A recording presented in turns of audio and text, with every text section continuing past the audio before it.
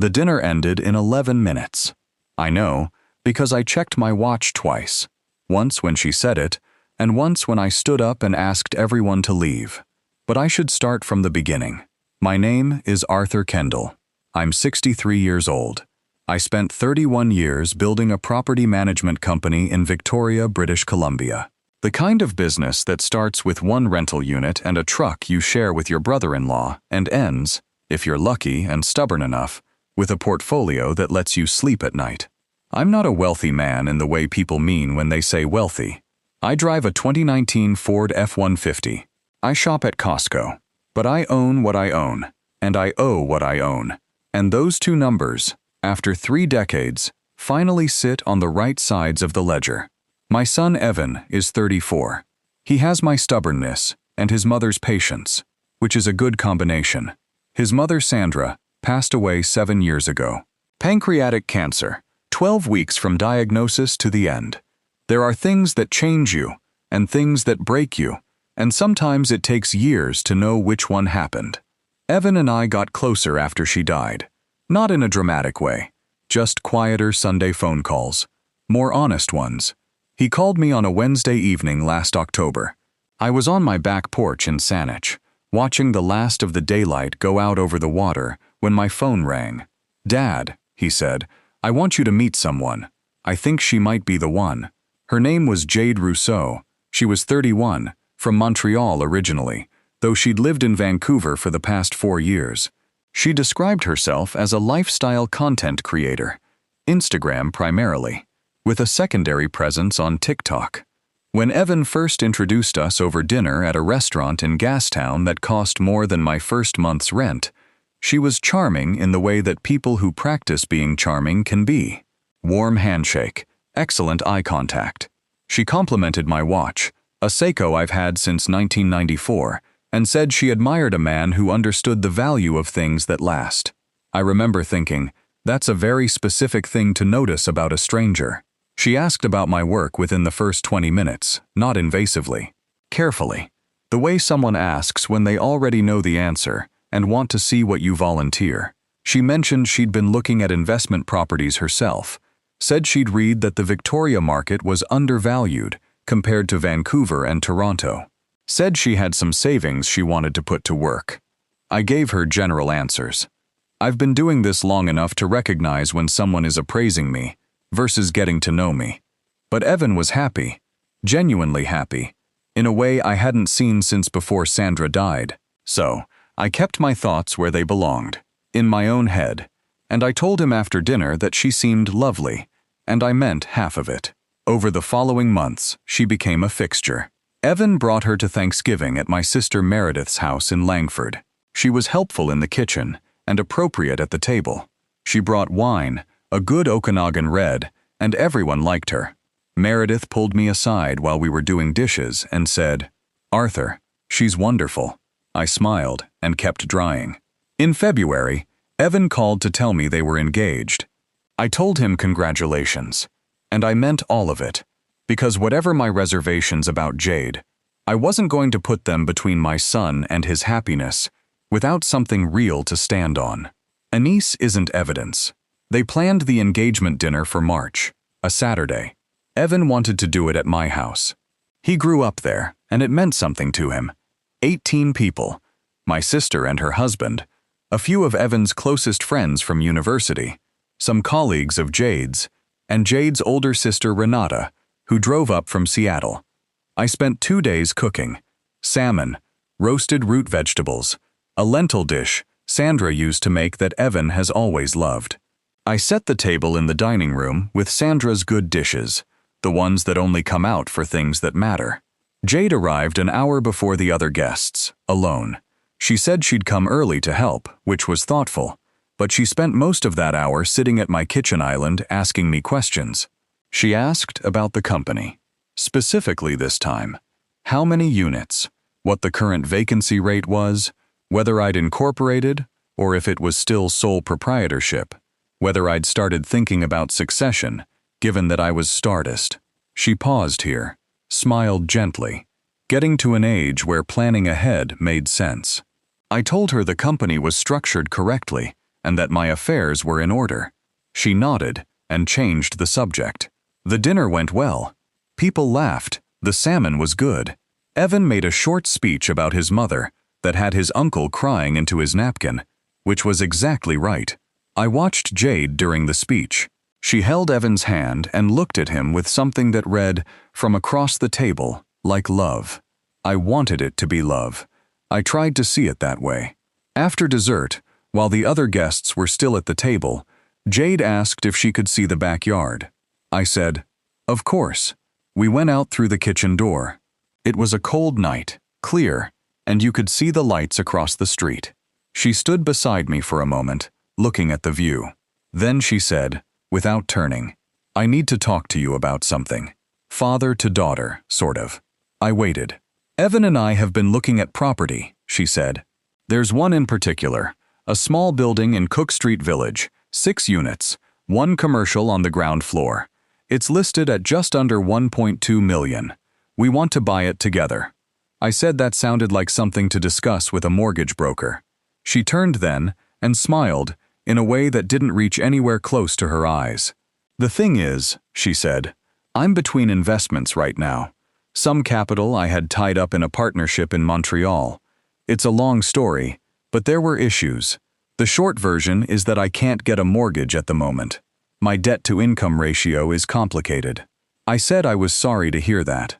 "Evan suggested his inheritance," she said, still smiling. "But obviously, that's not something we want to touch. That's his future." I didn't say anything. "What I'm suggesting," she said, "is a loan. Family. Off the books. 200,000. It goes toward the down payment. We structure the ownerships, so I'm on title. And when we refinance in 2 years, you're repaid with interest. Better than anything you get at a GIC right now." I asked her why she hadn't brought this up with both Evan and me together.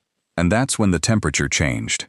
"Because," she said, her voice dropping into something lower, "I think you and I both know this is simpler between the two of us. I've been very patient with you, Arthur. I've been gracious. I've been respectful.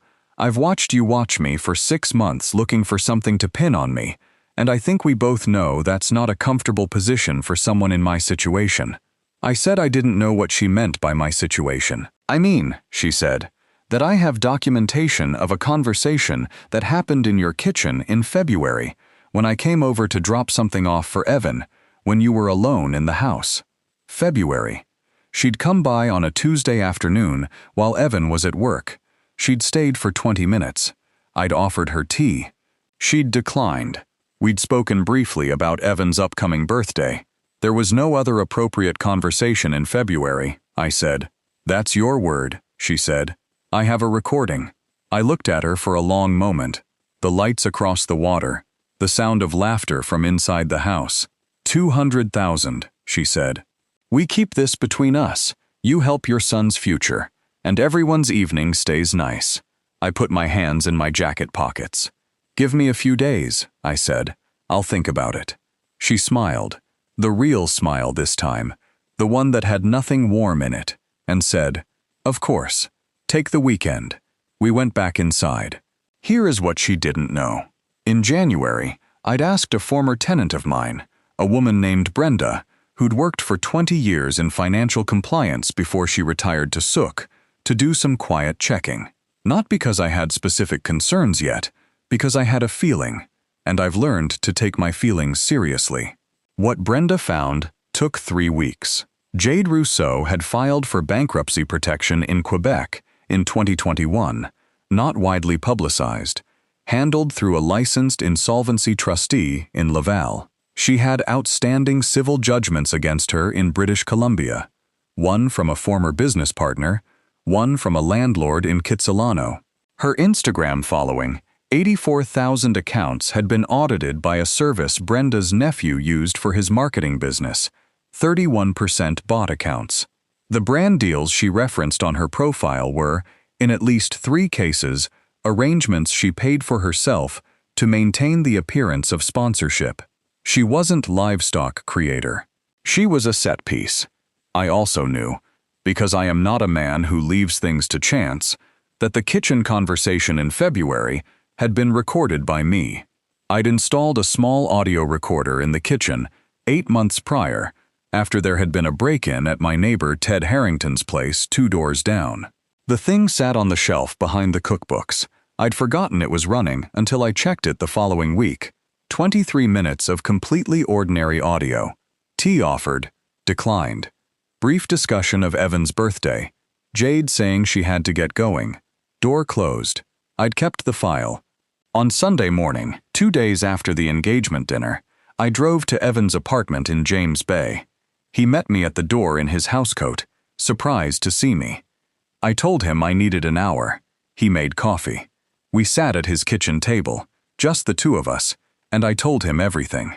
Brenda's report, the insolvency filing, the fake engagement numbers, the conversation on the back porch. He was quiet for a very long time. She told me she was successful, he said finally. She showed me the sponsorships, the I know, I said. And the recording, she said she had. There's nothing on it. I said. I have the real one. I'll play you both. I did. He sat there and listened. The silence on the playback, just the sound of 2 people exchanging 12 sentences about a birthday dinner, seemed to land on him like weight. He didn't say anything for a while after that. Then he said, "Dad, I'm sorry." I told him he had nothing to be sorry for. I told him she was very good at this. I told him that his mother used to say, "The thing about con artists isn't that they're smarter than you.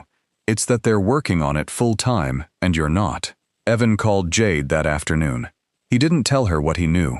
He told her he wanted to have dinner, the 3 of us, to discuss the arrangement she'd mentioned. She agreed immediately. We met at my house on Tuesday evening, just the 3 of us. I called a friend of mine that morning, a retired RCMP staff sergeant I knew through my business association, a man named Graham who now did private legal consulting. He walked me through exactly what had occurred and what documentation I needed.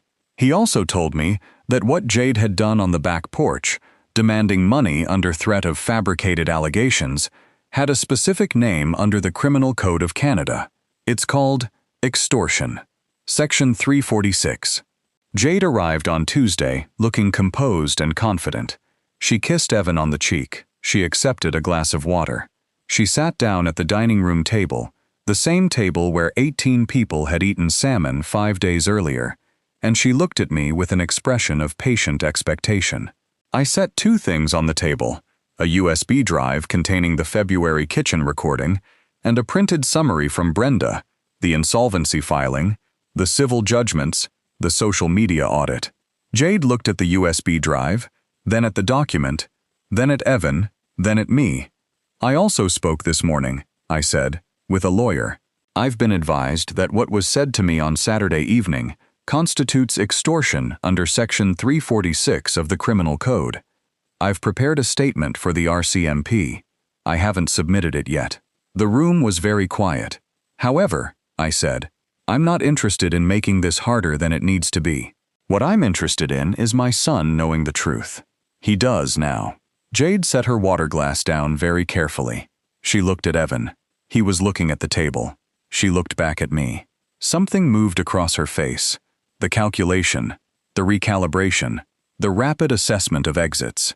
I've seen that look before. I saw it once in a contractor who'd been skimming materials costs from a project I was overseeing.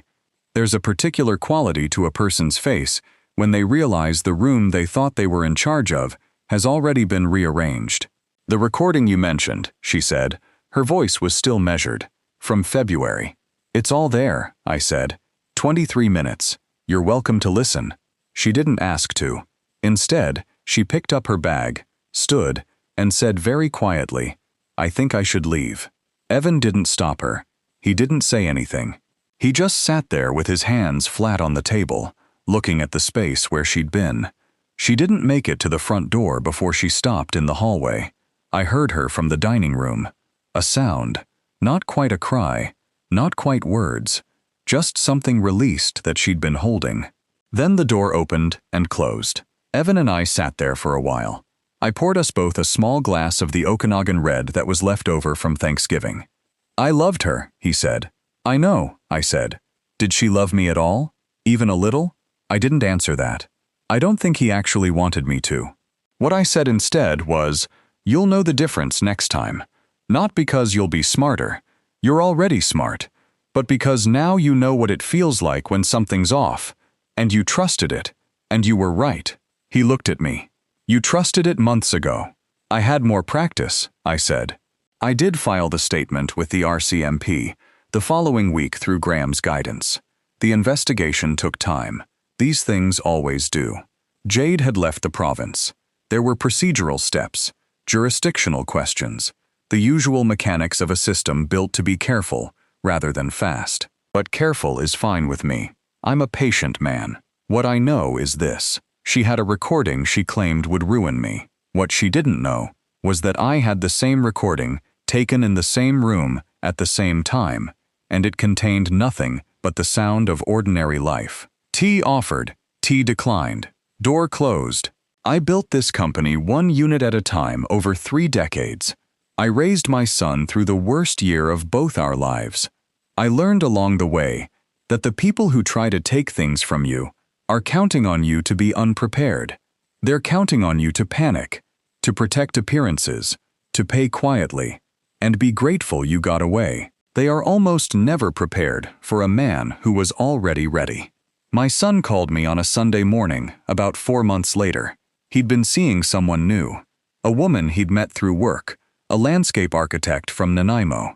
He said it felt different this time, slower, calmer. "She hasn't asked about your business once," he said.